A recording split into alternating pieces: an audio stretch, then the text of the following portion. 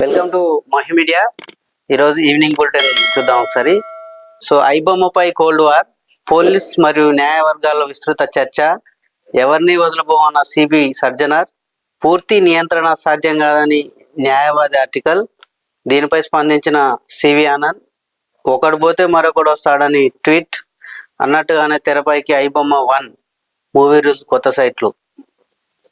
ఇక్కడ చూస్తే నేపాల్లో రోడ్డెక్కిన జంజీ, బారా జిల్లాల్లో కర్ఫ్యూ అమలు, నిన్న సిపిఎన్ మరియు యుఎంఎల్ జేఎన్ల మధ్య ఘర్షణ, సీఎం ఏం చేస్తారో చూద్దాం, కేటీఆర్ విచారణకు గవర్నర్ అనుమతి, బండి సంజయ్ నిన్న వ్యాఖ్యానించినట్టుగా తెలుస్తుంది. ఈ నెల 11 లోపు లోకల్ నోటిఫికేషన్. గతంలో అన్నట్టుగానే లోకల్ నోటిఫికేషన్ వచ్చే అవకాశం ఉంది. అది మళ్ళీ పాత పద్ధతిలోనే. మొదటగా పంచాయతీ ఎన్నికలు, తర్వాత రిజర్వేషన్ల ప్రకారమే షెడ్యూల్. పార్టీ పరంగా 42% ఇస్తామని కాంగ్రెస్ పార్టీ ప్రకటించింది. పంచాయతీరాజ్ మంత్రి సీతక్క. ఇక సీఎంతో అగర్వాల్, అనలాగే సిఇఓ భేటీ, ట్రాఫిక్ వరదల నియంత్రణకు ఏఐ సాయం కావాలి, గ్లోబల్ సమ్మిట్ కు రావాలన్నారు రేవంత్ రెడ్డి. ఇక మొత్తంలో మనకు మెయిన్ టాపిక్ చూస్తే ఐబొమ్మ. ఐబొమ్మ గత వారం రోజులుగా తెలుగు రాష్ట్రాల్లో సంచలనంగా మారింది.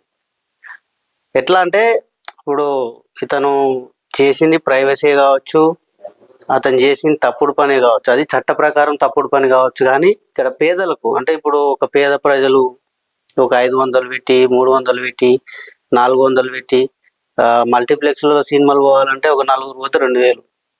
ఒక మధ్యతరగతి ఎంప్లాయీ ఒక 4 నెలలు 4 సార్లు సినిమా పోతే దాదాపు ఒక 10,000 అయ్యే పరిస్థితి ఉంది. అంటే ఒక మధ్యతరగతి వాళ్ళు, సరే ఉన్నోడు ఎట్లయినా చూసుకుంటాడు, మల్టీప్లెక్స్లు కాకపోతే ఇంకెక్కడైనా చూసుకుంటారు, వాళ్ళకు పెద్ద వచ్చే ఇబ్బంది ఏం లేదు. ఇక్కడ ఏదైతే రవి దొరికారో, రవి దొరికిన తర్వాత పోలీసులు ఒక ప్రెస్ మీట్ అరేంజ్ చేయడం జరిగింది. ఏదైతే ఆ ప్రెస్ మీట్ కొంతమంది సినీ తారలను కూర్చోబెట్టుకొని ఒక ప్రెస్ మీట్ అరేంజ్ చేశారు. ఏమని, మేము పట్టుకున్నాం, మా పోలీసులకు సవాల్ విసిరిండు, ఎక్కడున్నా పట్టుకొచ్చామని సరే వాళ్ళ వర్షంలో వాళ్ళు చెప్పుకుంటూ పోతారు. ఇక్కడ ఇతను చేసిన పనిలో పోలీసులకు, న్యాయవర్గాలు కొంతమంది ఒక సీనియర్ లాయర్ కూడా వ్యాఖ్యానించడం జరిగింది. ఖచ్చితంగా ఐబొమ్మ రవిని తరపున నేను వాదిస్తాం, అతన్ని బయటికి తీసుకొస్తామని. ఇక్కడ సిపి సర్జనర్ ఎవరిని వదలబోము అని అన్నారు. సరే కావచ్చు, ఎందుకంటే అది చట్ట ప్రకారం అలా చేయడం, ఏదైతే ప్రైవసీ చేయడం అనేది ఇక్కడ ఈయన చట్ట ప్రకారం అన్నాడు, కరెక్టే, బాగానే ఉంది. ఇక్కడ పూర్తి నియంత్రణ ఎట్లా అవుతుంది పూర్తి నియంత్రణ? మరి కాదు. ఇక్కడ ఐబొమ్మ రవి అరెస్ట్ పై భిన్న అభిప్రాయాలు వ్యక్తం అవుతున్నాయి. రవిని నెటిజన్లు మధ్యతరగతి దేవుడు అంటున్నారు. వాస్తవమే మరి, ఎందుకంటే సినిమా చూస్తున్నారు. ఇప్పుడు అతను మూవీ నుంచి తెస్తున్నాడా, ఇంకెక్కడి నుంచి తెస్తున్నాడు, ఆయన సర్వర్లు ఇండియాలో ఉన్నాయా, నెదర్లాండ్స్ ఉన్నాయా, కరేబియన్ ఉన్నాయా, ఎవడు పట్టించుకోవట్లే. ఒక సామాన్యుడు మొబైల్ ఫోన్ ఆన్ చేసిండా, సినిమా చూసిండా, అంతే అయిపోతుంది. అతను, ఎందుకంటే అతను చేసిన నేరం కావచ్చు, కానీ పేదల పక్షాన పేదలకైతే మంచి చేస్తున్నాడు. అంటే భారతదేశంలో ఏదైతే కొంతమంది మెజారిటీ మైనారిటీ అంటాం, అంటే మెజారిటీ పీపుల్కి ఆయనకు ఎంతో కొంత మేలు చేసినోడు అవుతున్నాడు. సరే, అది కొంతమంది నిర్మాతలకు నష్టం కలిగించవచ్చు కాక, ఇంకా కొంతమంది సి కళ్యాణ్ లాంటి ఒక గొప్ప మేధావులు ఎన్కౌంటర్ చేయాలని అంటారు. సరే, ఎన్కౌంటర్లు చేస్తారా, ఇంకేం చేస్తారు, సి కళ్యాణ్ గతంలో ఏం చేసిన అనేది ప్రపంచం అందరికి తెలుసు. అది తర్వాత ముచ్చట. అరెస్ట్ తర్వాత సిబి సర్జనర్ సినీ ప్రజలతో మీడియా సమావేశం నిర్వహించడం ఆ టాపిక్గా మారింది. ఇదే క్రమంలో ఇక్కడ సర్జనర్ ప్రకటించారు. ఈ నేపథ్యంలో వెలుగులోకి వచ్చిన ఓపెన్ పేజీలో ప్రచురితమైన ఓ ఆర్టికల్ ఆ టాపిక్గా ప్రకటించింది. ప్రైవసీ చేస్తే ఏమవుతుందో చూపించామని సర్జనర్ అన్నారు. సినిమా పైరసీ చేసే వారిని వదిలిపెట్టబోము అని ఈ సందర్భంగా సర్జనర్ ప్రకటించారు. ఈ క్రమంలోనే వెలుగు, ఐబొమ్మ, ఓపెన్ టీవీ నిర్వాహకుడు ఇమ్మడి రవి అరెస్టు, వెబ్సైట్ క్లోజ్ చేసిన 48 గంటల్లోనే మరో 2 సైట్లు వెలిచాయి. ఐబొమ్మ 1 పేరుతో ఓ వెబ్సైటు అదేవిధంగా ఓపెన్ అయింది.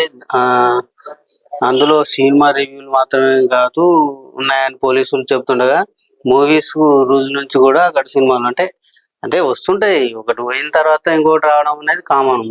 అయితే ఇక్కడ మనం ఆలోచించాల్సింది ఏంటంటే, ఇమ్మడి రవి అనే వ్యక్తి చట్టం ప్రకారం తప్పే. చట్టం ప్రకారం ఆయన చేసింది ఇల్లీగలే, తప్పే. సో అది పోలీసులు అరెస్ట్ చేశారు. సో అదంతా నడుస్తుంది, ఇన్వెస్టిగేషన్ నడుస్తుంది.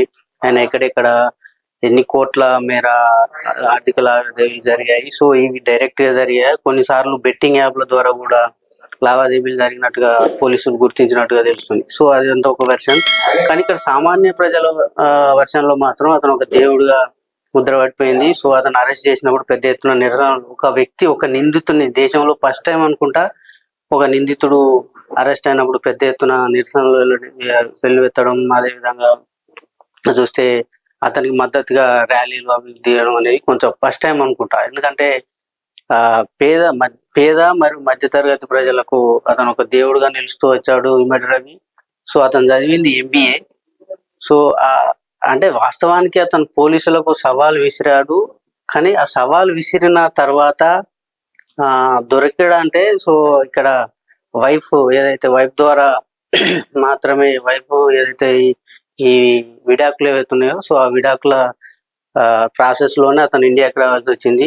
ఆ నేపథ్యంలో పోలీసులు అరెస్ట్ చేశారు. సో మొత్తంగా చూస్తే ఇమ్మడి రవి టాపిక్ గత 4-5 రోజులుగా తెలుగు రాష్ట్రాల్లో హాట్ టాపిక్ గా ఉంది. సో అతను మరి సిఐడి సైబర్ క్రైమ్ పోలీసులు పూర్తి విచారణ చేస్తున్నారు.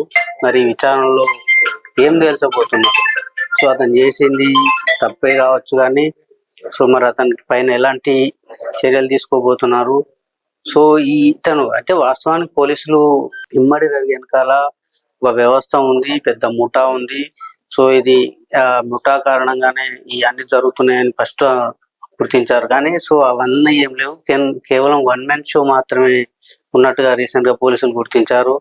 కేవలం రవి మాత్రమే. సో ఏదైతే తన మామ మరియు ఏదైతే వైఫ్ ఉంటారో ఆ వైఫ్ల మీద కోపంతోనే ఈ విధంగా ఇటువైపు వచ్చినట్టుగా, అంటే వాళ్ళు విసిరిన సవాల్ ఏదైతే డబ్బు సంపాదించడం రాదు అని కేవలం ఒకే ఒక్క సవాల్కు స్పందనగానే ఇంత పెద్ద ఎత్తున ఈ ప్రైవసీకి పాల్పడ్డాడు. సో కొన్ని వందల దాదాపు 2000 సినిమాలకు పైగా సినిమాలను ప్రైవసీ చేసినట్టుగా వార్తల్లో వస్తున్నాయి. అదేవిధంగా దాదాపు కోట్ల కొద్ది రూపాయలను కూడా అతను సంపాదించినట్టుగా తెలుస్తా ఉంది. సో మొత్తంగా చూస్తే పోలీసులు ఇమ్మడి రవిని పూర్తిగా విచారణ చేస్తున్నారు. ఏదైనప్పటికీ ఇటు చాలా సంవత్సరాలు, దాదాపు ఒక 5-6 సంవత్సరాల నుంచి 2 తెలుగు ప్రజలే కాదు, దేశవ్యాప్తంగా ఉన్నటువంటి అన్ని లాంగ్వేజ్లో ఉన్నటువంటి ప్రజలు కూడా ఫ్రీగా సినిమా చూస్తూ వస్తున్నారు. సో ఇప్పటికీ కొంత ప్రజలకు ఈ తాత్కాలికంగా బ్రేక్ పడ్డప్పటికీ కూడా ఇదే విధంగా ఇటువంటి వెబ్సైట్లు అనేకం పుట్టుకొస్తాయి. సో పోలీసులకి ఇది ఒక సవాల్ అనుకోవాలి. ఎందుకంటే ఇప్పుడు ఒక వెబ్సైట్ మూసేశారు, మరి మళ్ళా వేరే వెబ్సైట్లు వస్తే వాళ్ళని ఎట్లా పట్టుకుంటారు, వాళ్ళని ఏ విధంగా ట్రీట్ చేస్తారు అనేది అయితే వేచి చూడాలి. సో ఇది వాళ్ళకి సంబంధించి సాయంత్రకాలం వార్తా విశ్లేషణ. రేపు ఈవినింగ్ మళ్ళీ వార్తా విశ్లేషణ మళ్ళీ కలుసుకుందాం. చూస్తూనే ఉండండి మహి మీడియా.